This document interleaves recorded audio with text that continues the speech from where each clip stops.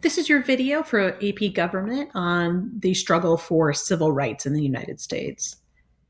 So, the civil rights movement, if we go way far back, prior to the Civil War, the Supreme Court decision in Dred Scott said that African Americans, who were slaves at the time, slaves were considered property and not human persons.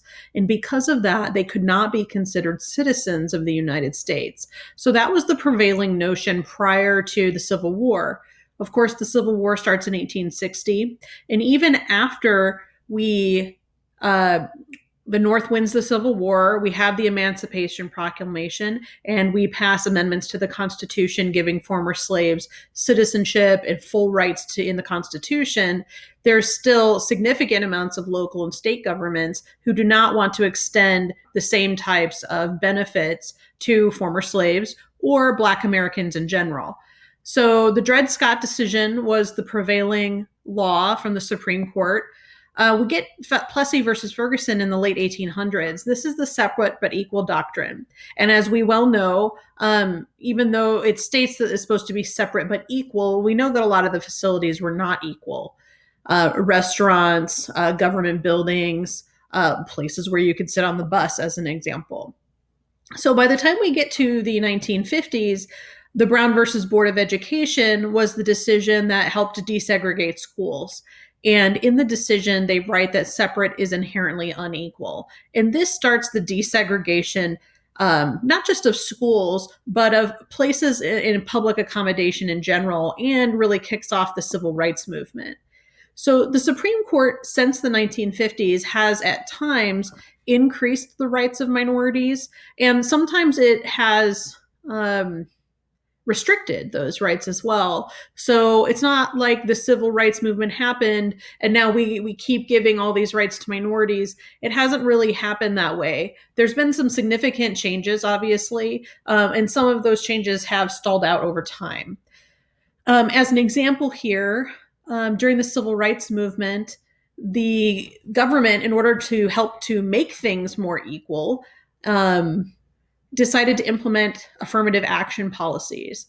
Affirmative action is a set of laws that says if you have equal applicants for a job and you currently do not have anybody from that minority group, whether that's a racial classification or gender or a disability, then you have to hire the person who is not represented currently in your employment. And the reason that this was passed was because for hundreds of years, not only were the rights of Black Americans, they were literally treated as property. They were not allowed to go to college. They were not allowed to be educated. They were not given jobs. They certainly were not given high paying jobs. So it's really difficult to raise your children to be of a higher social class than you when you were not given the same opportunities to go to college and get good jobs. So they wanted to speed up that change process. This was also a choice made by the government instead of giving reparations for slavery. Typically, if the government is found to violate your rights, you can sue the government and you can get money. Reparations are payments where the federal government would say, hey, we were wrong in enslaving human beings, and here is a payment to make up for that. We chose not to give reparations for slavery and instead went the affirmative action route. One of your reading that you'll have to do for your reading notes is Letter from Birmingham Jail. This is a brilliant piece of writing by Martin Luther King Jr. when he is jailed in Birmingham, Alabama. He writes a letter to other Christian pastors and basically pleads with them and asks them why they are not joining in the civil rights movement, which he believes is a Christian movement. So there's lots of social movements that are going on, the civil rights movement, and ultimately this ends up being about legal precedent. Do the courts, do Congresses and state legislatures, are they passing laws that help to support everybody's equal opportunities? So just some examples here. There have been Supreme Court decisions that uphold minority rights. So desegregation of schools and Brown v. Board is an example.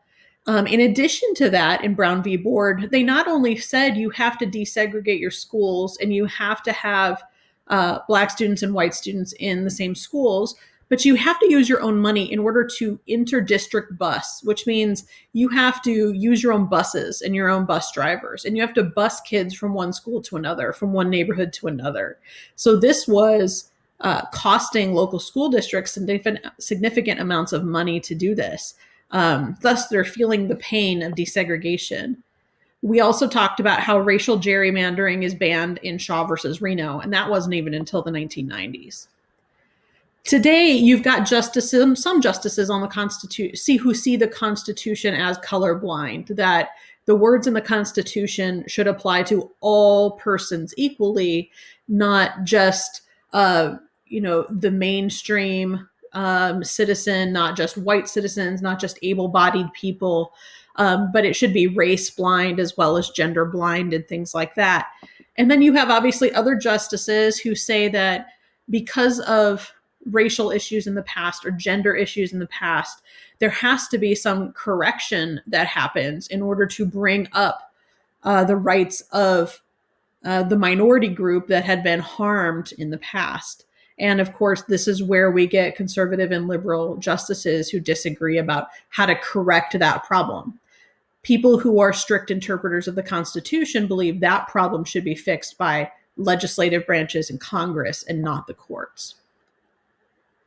So there's some important pieces of legislation you'll need to know. The Civil Rights Act is one of them. This is passed, it's the major piece of legislation during the Civil Rights Movement.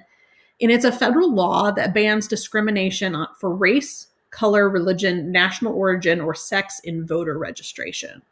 So for a long time, the amendments to the Constitution say you have to allow these people to vote, but local governments are in charge of registering you, and you have to be registered in order to vote. So local governments were discriminating in the registration process. Later, disability will be added to this list as well. So it is now in a minority group that cannot be discriminated against. LGBTQ citizens are not on this list right now. The Civil Rights Act also continues the process for segregation or desegregation in schools. And again, how are we going to fix employment and hiring? For people who did not want to hire women, who did not want to hire Latinos or African Americans, how are we going to change that so that people can provide for themselves? And then I would say one of the more controversial parts is public accommodation. This means if you're a private business, but you are open to the public, so you accommodate the public in your business. So we'll say a McDonald's. If your door is unlocked and people can just walk in and purchase your hamburgers, then you are a place of public accommodation and you cannot discriminate against anybody on that list. Now, if you take a place like Chick-fil-A, which we know is closed on Sundays for religious reasons, and we know that the owners of Chick-fil-A are not proponents of LGBT rights, and they are not proponents of gay marriage. But when they're open for business Monday through Saturday, they do not discriminate when they're open. They just choose to be closed on Sunday for religious reasons. Now, another really controversial part of the Civil Rights Act is Title IX. This was added in 1972 in order to correct some gender disparities and sex discrimination in the law.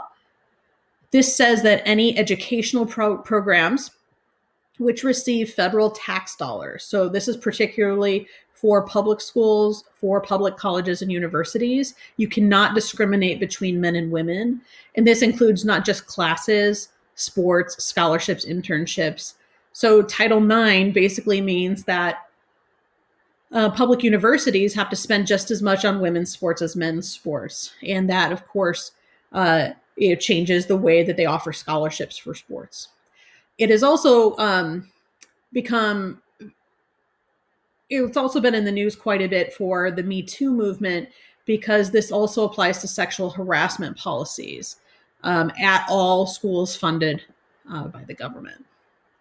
The Voting Rights Act came a year later, and it enforces the voting rights, which are specifically outlined in the 14th and 15th Amendments. It bans literacy testing, which was popular throughout the South in order to create a barrier to people registering to vote.